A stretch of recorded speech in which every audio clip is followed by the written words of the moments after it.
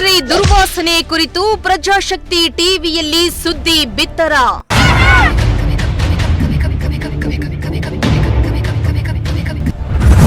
ಸುದ್ದಿ ಬಿತ್ತರವಾದ ಬೆನ್ನಲ್ಲೇ ತಹಶೀಲ್ದಾರ್ ಫ್ಯಾಕ್ಟರಿಗೆ ವಿಸಿಟ್.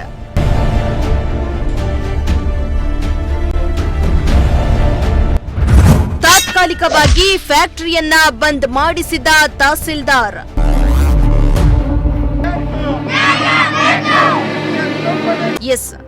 ತುಮಕೂರು ತಾಲೂಕಿನ ಹಿರೇಹಳ್ಳಿ ಕೈಗಾರಿಕಾ ಪ್ರದೇಶದಲ್ಲಿರುವ ವಿಬಿಎಸ್ ಪೆಟ್ರೋಕೆಮಿಕಲ್ಸ್ ಫ್ಯಾಕ್ಟರಿಯಿಂದ ನಿರಂತರವಾಗಿ ಹೊರಹೊಮ್ಮುತ್ತಾ ಇರುವ ಕೆಮಿಕಲ್ ದುರ್ವಾಸನೆಗೆ ಬೇಸತ್ತು ಸಿಂಗನಹಳ್ಳಿ ಗ್ರಾಮ ಸೇರಿದಂತೆ ಸುತ್ತಮುತ್ತಲ ಗ್ರಾಮಸ್ಥರು ಫ್ಯಾಕ್ಟರಿ ಮುಂದೆ ಪ್ರತಿಭಟನೆಯನ್ನ ನಡೆಸಿದ್ರು. ಫ್ಯಾಕ್ಟರಿಯಿಂದ ಹರಡುವ ವಿಷಕಾರಿ ವಾಸನೆ ಕಾರಣದಿಂದ ಗ್ರಾಮದಲ್ಲಿ ದಿನನಿತ್ಯ ಜೀವನವೇ ದುಸ್ತರವಾಗಿದ್ದು, ಉಸಿರಾಟದ ತೊಂದರೆ, ತಲೆನೋವು ಸೇರಿದಂತೆ ಹಲವು ಆರೋಗ್ಯ ಸಮಸ್ಯೆಗಳು ಎದುರಾಗ್ತಾ ಇವೆ ಎಂದು ಗ್ರಾಮಸ್ಥರ ಆಕ್ರೋಶಕ್ಕೆ ಕಾರಣವಾಗಿ ಪ್ರತಿಭಟನೆಯನ್ನ ಕೂಡ ನಡೆಸಿದ್ರು. ಈ ಕುರಿತಾಗಿ ನಿಮ್ಮ ಪ್ರಜಾಶಕ್ತಿ ಟಿವಿಯು ವರದಿಯನ್ನ ಬಿತ್ತರ ಮಾಡಿತ್ತು. ವರದಿಗೆ ತುಮಕೂರು ತಾಲೂಕು ಆಡಳಿತ ಇದೀಗ ಸ್ಪಂದಿಸಿದ್ದು, ಸ್ಥಳಕ್ಕೆ ತೆರಳಿದ ತಹಸೀಲ್ದಾರ್ ಅವರು ಫ್ಯಾಕ್ಟರಿಯನ್ನ ತಾತ್ಕಾಲಿಕವಾಗಿ ಬಂದ್ ಮಾಡಿಸಿದ್ರು.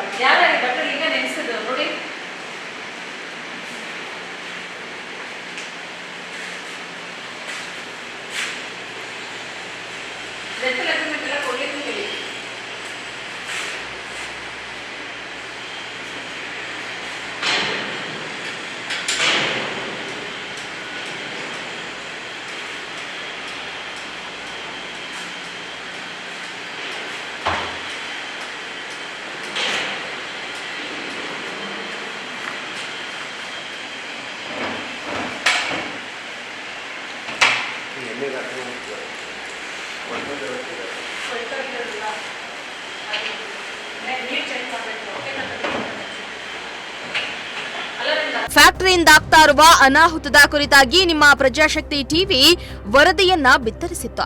ಸುದ್ದಿ ಬಿತ್ತರವಾದ ಬೆನ್ನಲ್ಲೇ ತಹಸೀಲ್ದಾರ್ ಇಂದು ಅಧಿಕಾರಿಗಳು ಮತ್ತು ಪೊಲೀಸರೊಂದಿಗೆ ಹಿರೇಹಳ್ಳಿ ಕೈಗಾರಿಕಾ ಪ್ರದೇಶಕ್ಕೆ ಭೇಟಿಯನ್ನ ನೀಡಿ ಫ್ಯಾಕ್ಟರಿಯ ವಿರುದ್ಧ ಬಂದಿದ್ದ ಗಂಭೀರ ಆರೋಪಕ್ಕೆ ಕೂಲಂಕುಷವಾಗಿ ಪರಿಶೀಲನೆಯನ್ನ ನಡೆಸಿದ್ರು.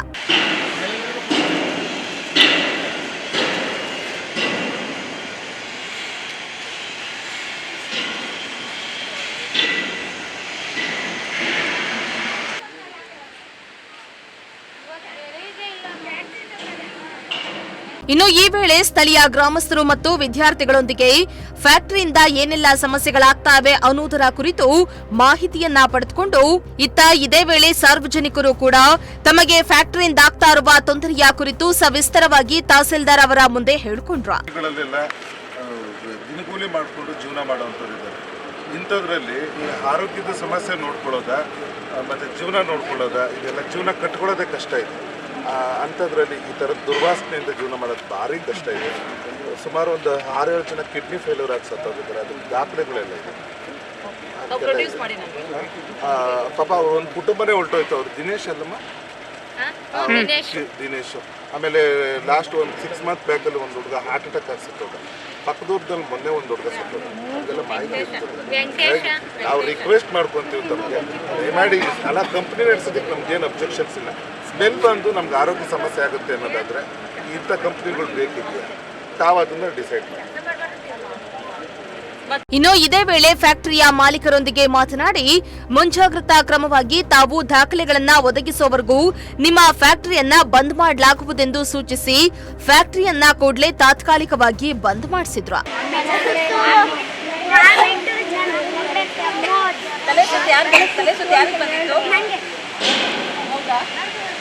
ಏನು ಓದ್ತೀಯ ನೀನು? ಬರ ಎಲ್ಲ ಬರ ಹೇಳಿ ಕರೆಕ್ಟಾಗಿ ಹೇಳು.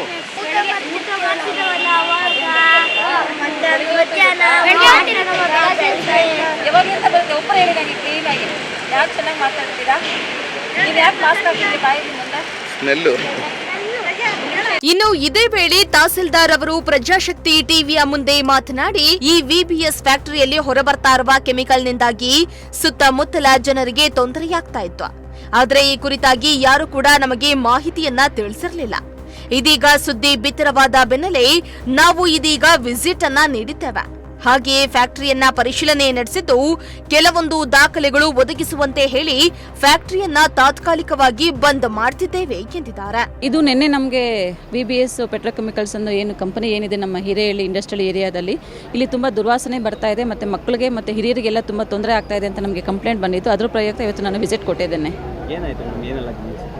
ಇಲ್ಲಿ ಮೇಜರ್ ಆಗಿ ಪೆಟ್ರೋಕೆಮಿಕಲ್ಸು ಮ್ಯಾನುಫ್ಯಾಕ್ಚರಿಂಗ್ ಮಾಡ್ತಾ ಇದ್ದಾರೆ ಇಲ್ಲಿ. ಬಟ್ ಅದ್ರದ್ದು ನಮಗೆ ಎಕ್ಸ್ಪ್ಲೈನ್ ಮಾಡಲಿಕ್ಕೆ ಯಾರೂ ಇಲ್ಲ. ಇಲ್ಲಿ 4 ಜನ ಏನು ಇನ್ಫಾರ್ಮಲ್ ವರ್ಕರ್ಸ್ ಎಲ್ಲ ಏನಿದ್ದಾರೆ ಅವರು ನಾರ್ತ್ ಇಂಡಿಯನ್ಸ್ ಇದ್ದಾರೆ. ಅವ್ರ ಹತ್ರ ಸರ್ಟಿಫಿಕೇಟ್ಸು ಏನೂ ಇಲ್ಲ. ಸೊ ಅದಕ್ಕೋಸ್ಕರ ನಾವೀಗ ಅದನ್ನು ಟೆಂಪ್ರವರಿಯಾಗಿ ಕ್ಲೋಸ್ ಮಾಡಿಸೋದಕ್ಕೆ ಹೇಳಿದ್ದೀನಿ.